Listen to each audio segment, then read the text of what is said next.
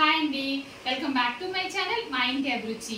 మీరు ఎప్పటి నుంచో అక్క బేకింగ్ క్లాస్ స్టార్ట్ చేయక అని చెప్పి అడుగుతున్నారు కదా. ఈ రోజు అయితే నేను బేకింగ్ క్లాస్ స్టార్ట్ చేశానండి. ఈ రోజు ఫస్ట్ క్లాస్లో మనం బేకింగ్ సంబంధించిన టూల్స్ ఏంటనేది చూద్దామండి. ముఖ్యంగా బేకింగ్కి ఇవన్నీ ఖచ్చితంగా ఉండాలి. అవి ఏంటనేది నేను వివరంగా వీడియోలోకి వెళ్ళి చెప్తాను. ఇంకెందుకు ఆలస్యం రండి, వీడియోలోకి వెళ్దాం. మీరు కనుక మొదటిసారిగా మన ఛానల్లో వీడియోలు చూస్తున్నవారు, మన ఛానల్లోని వీడియోలు మీకు నచ్చినట్లయితే కనుక మీరు ఇంకా మన ఛానల్ని సబ్స్క్రైబ్ చేయలేదంటే కనుక మర్చిపోకుండా మా ఇంటి అభిరుచి ఛానల్ని సబ్స్క్రైబ్ చేయండి. ఆల్ అనే బెల్ని కొట్టినట్లయితే కనుక నేను వీడియో పెట్టిన వెంటనే మీకు నోటిఫికేషన్ అయితే వస్తుంది. ఇంకా ఈ రోజు అయితే మన ఛానల్లో ఫస్ట్ బేకింగ్ క్లాస్ అనమాట. రండి చూద్దాం. ఇంకా బేకింగ్ సంబంధించిన టూల్స్ అయితే ఒక్కొక్కటిగా ఏం కావాలని నేను వివరంగా చెప్తాను. చూడండి, వీడియోని అయితే చివరి వరకు అస్సలు మిస్ అవ్వద్దు. మీరు ఎక్కడ మిస్ అయినా కానీ మీరు బేకింగ్ చేసేటప్పుడు ఖచ్చితంగా తప్పులు అనేవి జరుగుతాయి అన్నమాట. బేకింగ్ చేసేటప్పుడు అన్నీ చాలా పర్ఫెక్ట్గా ఉండాలండి. మనం విడిగా వంట చేస్తున్నప్పుడు కాకుండా బేకింగ్ అంటూ అన్నీ ముందే మనం కలిపేసి పెడతాం కాబట్టి ఏది ఎక్కువైనా తక్కువైనా ఖచ్చితంగా ప్రాబ్లం అనేది వస్తుంది. అందుకని చెప్పేసి ముందుగా మనకు కావాల్సింది మెషరింగ్ కప్స్ అండి. మెషరింగ్ కప్స్ ఉంటేనే మనకి బేకింగ్ అనేది చాలా పర్ఫెక్ట్గా ఉంటుంది. అంతేకాకుండా మనం సేల్స్ చేసేటప్పుడు ఎప్పుడు కేక్ కొంచెం వెయిట్ ఎక్కువ ఉన్నా పర్లేదు కానీ తక్కువ అయితే ఉండకూడదు అనమాట. ఇంక ఈ రోజైతే నేను 2 రకాల మెషరింగ్ కప్స్ అయితే చూపిస్తున్నాను. నా దగ్గర అయితే ఒక 6-7 జతలు పైనే ఉన్నాయి. కాకపోతే ఏంటంటే ప్రస్తుతానికి నేను ఒక 2 సెట్లు మాత్రమే చూపిస్తున్నాను. ఒకటి వచ్చేసి స్టీల్, ఇంకొకటి వచ్చి ప్లాస్టిక్ అండి. స్టీల్లో వచ్చేసి కొంచెం రేట్ ఎక్కువగానే ఉంటుంది అనమాట. 300, 400, 500 అలా రేటు పెరుగుతూనే ఉంటుంది. స్టీల్లోనే కాకుండా చాలా రకాలుగా మనకి బేకింగ్ కప్స్ అనేవి దొరుకుతాయి అనమాట. ఇంకా ఇంకొకటి చూసారంటే ప్లాస్టిక్ దండి. ఇదైతే నేను ఒక 60 రూపీస్కో 70 రూపీస్కో కొన్నాను అనమాట. చాలా సంవత్సరాలు అవుతుంది, నాకు రేట్ అనేది సరిగ్గా అయితే గుర్తులేదు. ఇంకా ఇవైతే ఖచ్చితంగా ఉండాలండి కప్స్ అనేవి.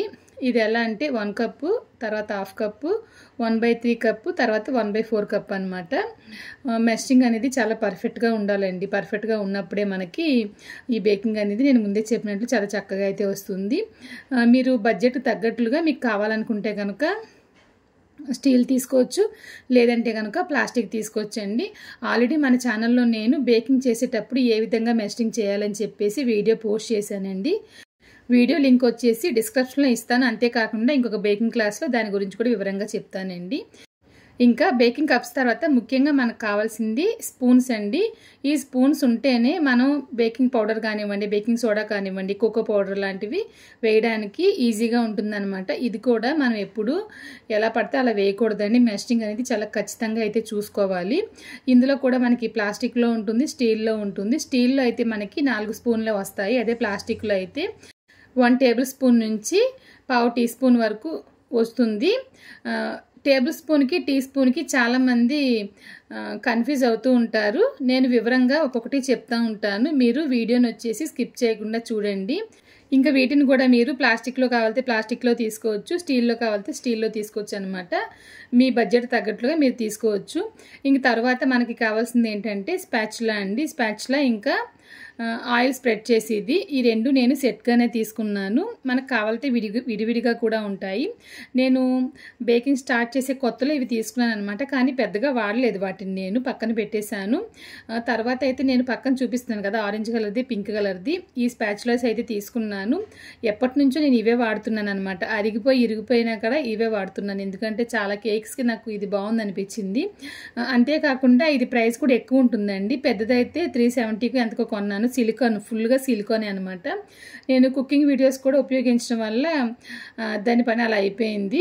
ఇంకొకటి రెడ్ కలర్ చూస్తున్నారు కదా, ఇదైతే రెడ్ మాత్రమే సిలికాన్ అండి. ఆ హ్యాండిల్ వచ్చేసి ప్లాస్టిక్ అనమాట. సో అందుకని చెప్పేసి మీరు మంచిది తీసుకుంటే బెటర్ అని చెప్పేసి నా అభిప్రాయం. ఎందుకంటే కొంచెం వేడి తగిలిన ప్లాస్టిక్ అయితే కనుక ఖచ్చితంగా కరిగిపోయే అవకాశం ఉంటుంది. కానీ సిలికాన్ అలా కాదండి. 250 degrees వరకు ఎంత హీట్ అయినా టెంపరేచర్ని అయితే తట్టుకుంటుంది. ఇంక తర్వాత చూసారంటే విస్క్ అనమాట. విస్క్ వచ్చేసి మనం పిండి జల్లించేటప్పుడు కలపడానికి కానివ్వండి, లేదంటే కనుక మనం కప్ కేక్స్ లాంటివి చేసినప్పుడు బీటర్ అవసరం లేకుండానే ఈ విస్క్ తోటే మనం ఎగ్ బీట్ చేయొచ్చు. అంతేకాకుండా పిండి కలపడానికి కూడా ఇది బాగా ఉపయోగపడుతుంది అనమాట. నా దగ్గర అయితే ఒక 3 అయితే పెట్టాను నేను. చిన్న సైజ్ అయితే ఒకటి ఉంది, పెద్ద సైజ్ ఒకటి, కొంచెం మీడియం సైజ్ అయితే ఒకటి ఉందన్నమాట. ఇది 3 కావాలంటే 3 అవసరం లేదండి, ఒకటి అయితే చాలు. ఇంకొక విషయం చెప్దాం అనుకుంటున్నానండి. నేను ఇంట్లో హోమ్ బేకర్ని కాబట్టి ఎక్కువగా నా దగ్గర టూల్స్ అవి ఉంటాయి. మీరు అవసరానికి తగ్గట్లుగానే తీసుకోండి, ఒక్కొక్కటే తీసుకుంటే సరిపోతుంది. నేను చూపించాను కదా అని చెప్పేసి ఎక్కువ తీసుకోవద్దు, మీరు ఒకటైతే చాలు తీసుకోండి, అంతే చాలు. ఇంక తర్వాత చూసారంటే బౌల్ అండి. నేనైతే ప్రస్తుతానికి ఒక గాజు గిన్నె అయితే చూపిస్తున్నాను. నా దగ్గర అయితే మిక్సింగ్ చేయడానికి విడిగా కేక్ కోసం అని చెప్పేసి బౌల్స్ ఉంటాయి. ప్రస్తుతానికి అవన్నీ వేరే చోట పెట్టేశాను కాబట్టి నేను ఈ గాజు బౌల్ అయితే చూపిస్తున్నాను. నన్ను అడిగితే గాజు కన్నా ప్లాస్టిక్ కానీ లేదంటే కనుక స్టీల్ కానీ బెటర్ అనమాట. తర్వాత జల్లెడండి. జల్లెడ అనేది ఖచ్చితంగా ఉండాలి. ఎందుకంటే మనం పిండి కానివ్వండి, కోకో పౌడర్ కానివ్వండి, బేకింగ్ పౌడర్, బేకింగ్ సోడా ఇవన్నీ జల్లించే మనం కేక్ అనేది తయారు చేయాలి. మధ్య మధ్యలో ఈ బేకింగ్ పౌడర్ కానీ బేకింగ్ సోడా కానీ ఉండల కింద ఉందంటే కనుక కేక్ అనేది అసలు పర్ఫెక్ట్గా రానే రాదండి. ఇంకా తర్వాత చూసారంటే బేకింగ్ ట్రే అనమాట. నా దగ్గర అయితే చాలా ట్రేస్ ఉంటాయి. ప్రస్తుతానికి నేను ఒకటే చూపిస్తున్నాను. ఇదైతే 7 ఇంచెస్ ట్రే అనమాట. మీరు కొనాలనుకుంటే కనుక ఇప్పుడు ప్రతి చోట్ల అమ్ముతున్నారు కాబట్టి 6 ఇంచెస్ ఒకటి, 7 ఇంచెస్ ఒకటి తీసుకొని సరిపోతుంది, అదే చాలు. 6 ఇంచెస్ వచ్చి నేను 1/2 kg కేక్ అయితే ఉపయోగిస్తాను. 7, 8 వచ్చేసి 1 kgకి 1.5 kgకి అయితే ఉపయోగిస్తాను అనమాట. మనం ఐసింగ్ చేసేదాన్ని బట్టి కేక్ వెయిట్ అనేది పెరుగుతుంది తగ్గుతుంది, అదనేది ఖచ్చితంగా చూసుకోవాలి. ఇంకా ఇది వచ్చేసి మనకి సిలికాన్లో ఉంటుంది, అంతేకాకుండా అల్యూమినియంలో ఉంటుందండి. గాజులో కూడా వాడతారు, ఒక్కొక్కసారి గాజు అయితే బ్రేక్ అయ్యే అవకాశం ఖచ్చితంగా ఉంటుంది. ఇంకా తర్వాత చూసారంటే బటర్ పేపర్ అండి. బటర్ పేపర్ వచ్చేసి అన్ని చోట్ల దొరుకుతుంది. నేనైతే బుక్ స్టాల్లోనే తీసుకుంటాను. బుక్ స్టాల్లో ఖచ్చితంగా బటర్ పేపర్ అనేది ఉంటుంది. నా దగ్గర ఎక్కువగానే ఉంటాయన్నమాట. ఒక షీట్ వచ్చేసి 5 రూపీస్ పడుతుంది అనమాట. మీరు ఒక 4 షీట్లు తెచ్చి పెట్టుకున్నారంటే చాలు, ఇంట్లో చాలా రోజులు వచ్చేస్తాయండి. ఇంకా బటర్ పేపర్ ఖచ్చితంగా ఉండాలి. మీ దగ్గర బటర్ పేపర్ లేదనుకుంటే కనుక పిల్లల బుక్స్లో వైట్ పేపర్ ఉంటుంది కదా, అది కూడా ఉపయోగించవచ్చు. న్యూస్ పేపర్ లాంటివి ఉపయోగించవద్దు, ఎందుకంటే దాంట్లో చాలా కెమికల్స్ వేసి ఉంటుంది కాబట్టి అక్షరాలు, అందుకని చెప్పేసి న్యూస్ పేపర్ అయితే ఉపయోగించవద్దు. ఇంక తర్వాత మనకి ముఖ్యంగా బేకింగ్ కావాల్సింది బేకింగ్ పౌడర్, బేకింగ్ సోడా, ఇంకా వెనిలా ఎసెన్స్ అనమాట. నేనైతే ఈ బ్రాండ్లో బేకింగ్ పౌడర్, బేకింగ్ సోడా తీసుకున్నాను. బేకింగ్ పౌడర్కి బేకింగ్ సోడాకి ఉన్న డిఫరెన్స్ ఏంటి అనేది నెక్స్ట్ క్లాస్లో చెప్తానండి. ఇంకా బేకింగ్ పౌడర్ వచ్చేసి ఈ బేకింగ్ రెసిపీస్ కోసం ఉపయోగిస్తారు. బేకింగ్ సోడా వచ్చేసి మన అందరి ఇళ్లల్లో ఖచ్చితంగా ఉంటుంది, అదేనండి తినే సోడా. చాలా వంటకాల్లో కూడా మనం వేస్తూ ఉంటాం కదా, అది కూడా మనం వేసుకోవచ్చు అనమాట. నేనైతే ఈ విధంగా అయితే తీసి నేను నా బేకింగ్ కోసం అయితే ఉపయోగిస్తానండి. ఇంకా తర్వాత ముఖ్యంగా చూసారంటే వెనీలా ఎసెన్స్. నేను ఎప్పటి నుంచో కేక్స్కి అయితే ఇదే వెనీలా ఎసెన్స్ అయితే ఉపయోగిస్తున్నాను. ఇది మంచి ఫ్లేవర్తో ఉంటుందన్నమాట. 1 kgకి ఒక 5 ml వేస్తే సరిపోతుందండి.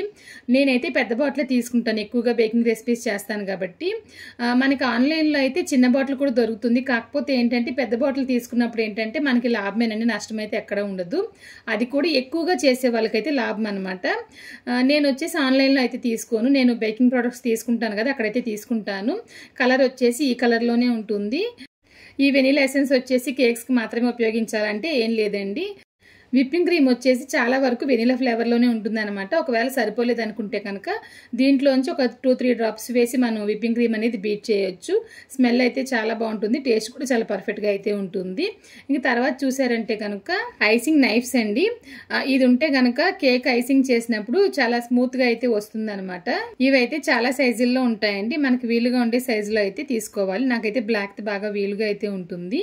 ఇంక తర్వాత చూసారంటే రెడ్ కలర్, వైట్ కలర్ ఉంది కదా, ఇవైతే స్క్రాపర్స్ అండి. రెడ్ కలర్ది, వైట్ కలర్ది. సైడ్ని వచ్చేసి కేక్ ఐసింగ్ చేసినప్పుడు సైడ్ని మనకి డిజైన్ వేసుకోవడానికి కానివ్వండి, లేదంటే స్మూత్గా మనకి అక్కడక్కడ డాట్స్ లేకుండా రావడానికి ఇదైతే ఉపయోగపడుతుంది అనమాట. ఇంక తర్వాత చూసారంటే బీటర్ అండి. ఇంక నేను ఈ బీటర్ కొని చాలా సంవత్సరాలు అయింది. దానివల్ల ఏంటంటే కొంచెం తుప్పట్టినట్లుగా ఉంది కదా, కొత్త బీటర్ అయితే తీసుకుందామని చెప్పి అనుకుంటున్నాను. ఇదైతే రేట్ ఎక్కువేనండి. నేనైతే 4000కో 5000కో కొన్నాను. దీనికి ఒక స్టాండ్ కూడా వస్తుందండి. మనకి లేదు అంత బడ్జెట్ పెట్టుకోవట్లేదంటే కనుక మీరు 500 కూడా ఇప్పుడు ఆన్లైన్లో దొరుకుతుంది, కావాలంటే అది తీసుకోండి. ఇంక తర్వాత చూసారంటే ముఖ్యంగా నేను కప్ కేక్ మోల్డ్స్ అయితే ఇంట్లో పెట్టుకుంటాను అనమాట. ఎందుకంటే పిల్లలకి లంచ్ బాక్స్లో కానివ్వండి, ఎప్పుడన్నా చేసి ఇవ్వాలనుకున్నప్పుడైతే నేను ఖచ్చితంగా ఈ కప్ కేక్స్ అనేవి చేసిస్తాను. ఈ కప్ కేక్స్ అనేవి సేల్స్ నేను చాలా తక్కువ అనమాట చేయడం. మనకి చాలా రకాల డిఫరెంట్ కలర్స్లో చేసినప్పుడు ఏంటంటే బాగుంటుంది అనమాట, పిల్లలు కూడా చాలా ఇష్టంగా తింటారు. అందుకని చెప్పేసి నేను చాలా రకాల కప్ కేక్ మోల్డ్స్ అయితే పేపర్ తీసి పెడతానండి ఇంట్లోను. ఇంకొక విషయం చెప్పడం మర్చిపోయానండి, నేను ఇందులో కేక్ కట్ చేసి కత్తి అయితే చూపించలేదనమాట. నేను వీడియో అంతా తీసి ఎడిటింగ్ చేసినప్పుడే గుర్తొచ్చింది. కాకపోతే అప్పుడు ఇంకా టైం లేకపోవడం వల్ల నేను ఆ వీడియో అయితే తీయలేదండి. అందుకని చెప్పేసి ఆ కత్తి అనేది నేను నెక్స్ట్ క్లాస్లో అయితే చూపిస్తాను. ఇంక తర్వాత చూసారంటే కప్ కేక్ చేసినప్పుడు పిండి సమానంగా రావాలంటే కనుక ఈ విధంగా నేను ఐస్ క్రీమ్ తీస్తారు కదా, ఐస్ క్రీమ్ స్కూపర్ని అయితే ఉపయోగిస్తాను. ఇది కూడా నాకు ఒక మెషరింగ్ కప్లా ఉపయోగపడుతుంది అనమాట. ఎక్కువగా కాకుండా తక్కువగా కాకుండా క్వాంటిటీ అనేది చాలా పర్ఫెక్ట్గా అయితే వస్తుందండి.